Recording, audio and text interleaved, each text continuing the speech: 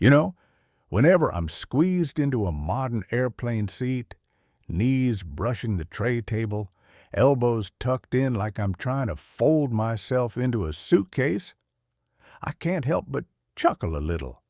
Not because it's comfortable now, far from it, but because I remember when flying in America felt completely different.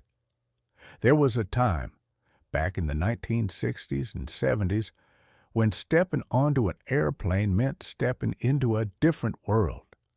A world where people dressed up, where meals were served like you were at a restaurant, where the cabin felt spacious, calm, and, well, magical. Sometimes there was even a piano bar. Yes, a real piano, at 30,000 feet. Let me take you back there. 1. When buying a ticket meant something. Back in the 1960s, buying a plane ticket wasn't just another line on your credit card bill. It was an occasion. You didn't fly last minute just because flights were cheap. They weren't. Prices were set by the government, which meant they didn't swing wildly like they do now, and there weren't low-cost carriers undercutting everybody. But since airlines couldn't compete on price, they competed on everything else: comfort, service, food, atmosphere. So the moment you bought that ticket, you knew you were in for something special. People saved up for flights. Families planned for months. Flying wasn't routine. It was an event. 2. Dressing for the sky. You didn't board a plane in sweatpants. There was no airport outfit that looked like you were headed to bed. Men wore jackets or full suits. Women wore dresses, styled hair, sometimes even gloves.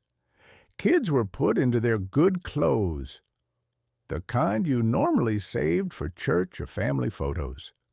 Flight attendants looked like fashion models: bright colors, tailored uniforms, futuristic designs.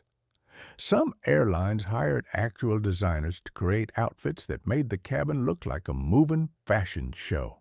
And when everyone looked sharp, the whole experience felt elegant, even if you were just flying to Cleveland.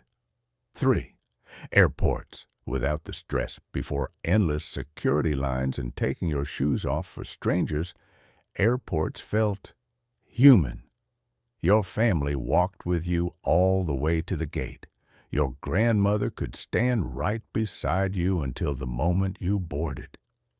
Kids pressed their faces to big windows, watching the baggage carts, the refueling trucks, the tiny staircase rolling up to the plane. No metal detectors, no plastic bags for liquids, no barked instructions. Airports felt like one big open terminal full of excitement and possibility. The atmosphere was closer to a train station than the high-security maze we know today. It wasn't perfect. Safety measures weren't what they are now. But it felt warm, personal, and free-for. Space. Real, honest-to-goodness space. Today, you wedge yourself into a seat and pray the person in front of you doesn't recline. Back then, you sat down and actually had room. Legroom was more generous. Seats were wider and better padded. Cabins weren't filled to the absolute maximum. On bigger aircraft, there were sprawling aisles and open areas where you could stretch without invading anyone's space. People checked more bags, so overhead bins weren't overflowing. No one fought for bin space like it was a championship game, and that sense of breathing room made flying feel almost relaxing, something you don't hear often today. 5. The 747, the Flying Palace. Then came the Boeing 747. Oh boy, that plane changed everything. When it appeared in the late 60s and entered service in the early 70s, it felt like the future had arrived. It was huge, smooth, and quiet compared to the older jets. But the real magic was upstairs. Not just more seats, not just a premium cabin, lounges, bars, sofas, cocktail areas. On some airlines, the upstairs cabin looked like a private club floating above the clouds. American Airlines even installed a piano bar. A musician sat at an actual piano, not a keyboard, and played live music as passengers sipped cocktails and talked like they were at a lounge in Manhattan. Some carriers put lounges in economy, too. Imagine being a regular coach passenger and still having a place to sit on a couch and chat. That era didn't last forever. It was expensive and not always practical. But while it lasted, it felt like flying on a dream. 6. When airplane food was actually good. Believe it or not, people used to look forward to airplane meals. Even in coach you might get a proper printed menu, real glassware, metal cutlery, multi-course service, warm rolls in baskets, carved meats, fresh salads, desserts that didn't arrive in a plastic wrapper. In first class, some airlines rolled out full tablecloths, wine bottles, desserts plated at your seat, and entrees that looked like something from a restaurant. You didn't pay extra. It was all included. Flying felt generous in a way that's hard to imagine today. 7. The smoky side of the golden age.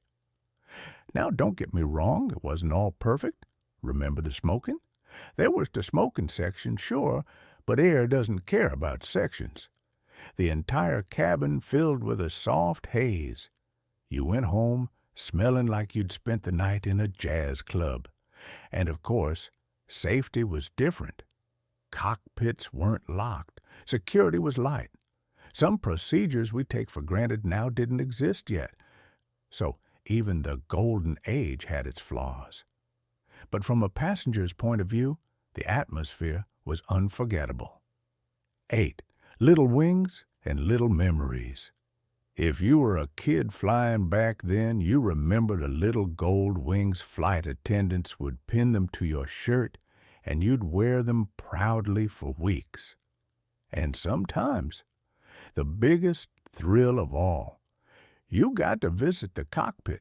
The pilots would smile, show you the instruments, maybe let you sit in the seat. It felt like being invited into a secret world. Those moments stuck with you. The magic of flying was real. 9. When everything changed. In 1978, everything shifted.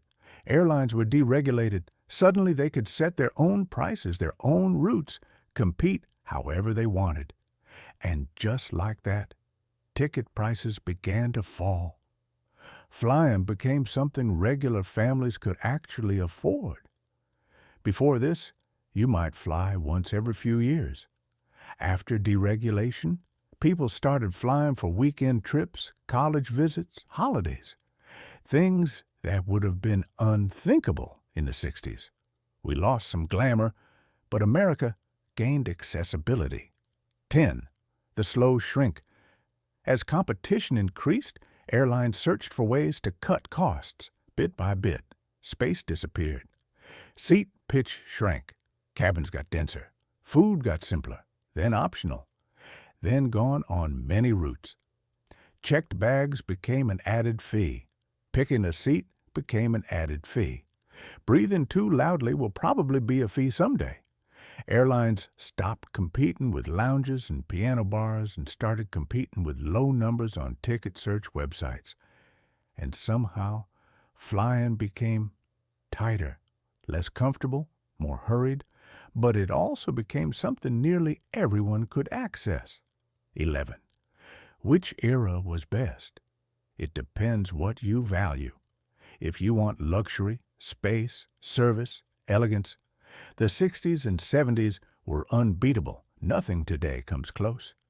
But if you want affordability, frequency, and the ability to hop across the country without emptying your bank account, today wins by a mile. It's not really a fair comparison. It's two different philosophies. What we lost, glamour, calm, real meals, real space, personal connection. What we gained? Safety, accessibility, flexibility, technology, affordability. Sometimes I miss the old days. Sometimes I'm grateful for the new ones. Most days, it's both. 12. The sounds and smells I still remember. Even after all these years, I can still hear the clink of glasses during drink service, the hum of the engines before takeoff, the gentle knock on the bathroom door when someone was waiting. I remember the smell of fresh coffee brewing in real pots, the warm lighting during evening flights, the soft footsteps of flight attendants walking the aisles in neat uniforms. There was a rhythm to flying back then, a softness, a sense of occasion. Those memories don't fade easily. 13. What flying still does, right today. Let's give credit where it's due. Flying today is safer than it's ever been. Planes are quieter, smoother, cleaner. You can stream a movie, track your flight, send a message to someone on the ground. You can fly across the country for a price that would have been impossible 60 years ago. And for millions of people, flying is the only reason they can see their families regularly. That's a kind of miracle. 14. How to bring back a little magic. Maybe the airlines won't bring back cocktail lounges anytime soon, but we, the passengers, can bring back a bit of the old magic ourselves. Dress a little nicer.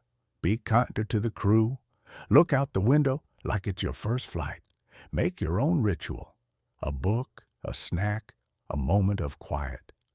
Flying doesn't have to feel like a chore. Sometimes the magic is still there.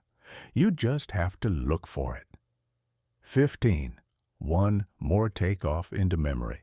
So yes, flying in the 60s and 70s in America really was something special. It had grace, glamour, charm, and sometimes even live music in the sky. Today is different. But different doesn't mean worse. We lost something, we gained something, and somewhere between the old world and the new, there's still that feeling, that little spark. When the engines roar, the wheels lift, and you rise slowly into the clouds. Every time that happens, a part of me goes right back to that golden age. And maybe, just maybe, a part of you does too. The little luxuries and forgotten rituals of flying in the 60s, 70s. You know, people today have no idea just how many little rituals were part of flying back in the 60s and 70s, tiny details that didn't make the headlines, didn't make the ads, but made the whole experience unforgettable. For starters, there was the check-in process, no apps, no QR codes, no your carry-on exceeds the permitted dimensions. You walked up to a counter, a real wooden counter, not a row of self-service machines, and an agent greeted you like you were checking into a hotel. They looked you in the eye, smiled, took your bags without weighing them down to the ounce, and wished you a pleasant flight as if they genuinely meant it. Then came the paper tickets, thick, almost like tiny books, with multiple carbon copy pages. When the agent tore off one of those perforated slips, it made a sound every traveler knew by heart. And the best part? Those tickets had personality.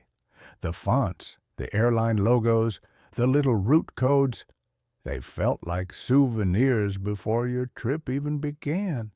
And let me tell you, the boarding process didn't feel like a stampede. People weren't crowding the gate 15 minutes before their group number was called. There were no announcements about active military and passengers requiring extra assistance, immediately followed by everyone else charging the jet bridge.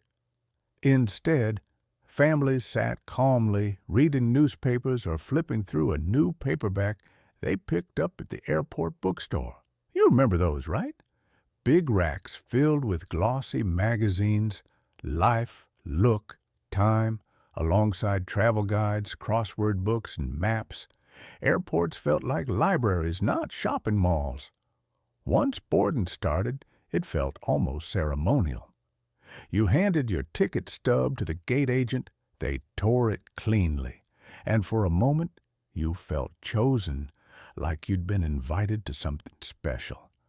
And when you stepped onto the plane, that smell hit you. Not unpleasant, just unmistakable. A mix of new carpet, jet fuel, brewing coffee, and something warm from the galley. Every plane had that scent, and if you flew enough back then, you could recognize it with your eyes closed. The cabin lighting was different, too. Softer, warmer, not these bright white LEDs that make you feel like you're in a dentist's office. Back then, overhead lights had a yellowish glow that made everything feel cozy, almost like you were in someone's living room rather than a metal tube. Some airlines even used colored accent lighting long before mood lighting became a marketing gimmick.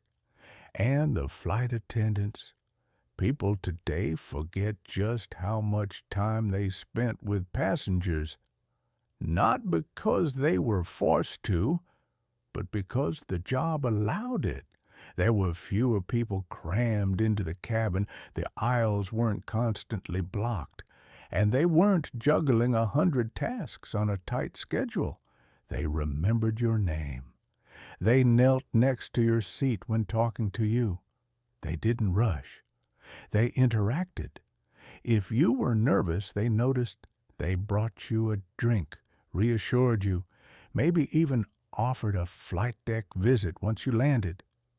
And if you were celebrating something, a honeymoon, a birthday, a first flight, the entire crew seemed to know within minutes. And suddenly, you had a slice of cake or a glass of champagne in your hand. Not an upsell, not an upgrade package, just kindness. Another thing you don't see anymore. Souvenirs from the airlines themselves. Napkins had elegant logos. Menus were printed like mini restaurant cards. Postcards were available on many flights. Kids got coloring books, puzzles, and little pilot caps made of cardboard. Some airlines even had collectible matchbooks. Believe it or not, it wasn't merch. It was hospitality. And then there was the in-flight entertainment. Primitive by today's standards, but charming in a way modern screens can't replicate one movie. One big projection screen hanging from the ceiling. If you didn't like the film, tough luck. But people didn't complain. They chatted, played cards on the folding tray tables, or bought small deck of card souvenirs from the flight attendant headphones. Foam stethoscope-style tubes. You plugged them into an armrest and hoped for the best. But everyone used them, and everyone felt the same shared moment when the opening credits started to roll. Meals had their own rhythm, too. The smell would drift through the cabin long before the carts arrived. The clink of metal cutlery, the little pats of butter, the coffee being poured from real pots into real cups, it all built up to something that felt, well, civilized. Even turbulence didn't seem to bother people as much. You held on to your drink, shrugged, and went back to your conversation. And if you were flying at night, oh man, there was nothing like watching the cabin slowly dim as flight attendants gently closed the window shades. The glow from a few reading lamps, the murmur of quiet conversations, the soft rumble of the engines. It felt peaceful, in a way few modern flights manage. The whole journey felt like a story, not just transportation. Something you remembered, something you talked about afterward. something you felt proud to have experienced. That's what people today don't quite understand. Flying back then wasn't just different, it was human. Slower, sure. Less efficient, absolutely. But full of touches that made you feel like you mattered. And every now and then when I'm sitting on a modern flight listening to the safety demo for the millionth time, I find myself closing my eyes just for a moment and remembering what it felt like when flying felt new, stylish, and full of wonder. Because once upon a time, it truly was.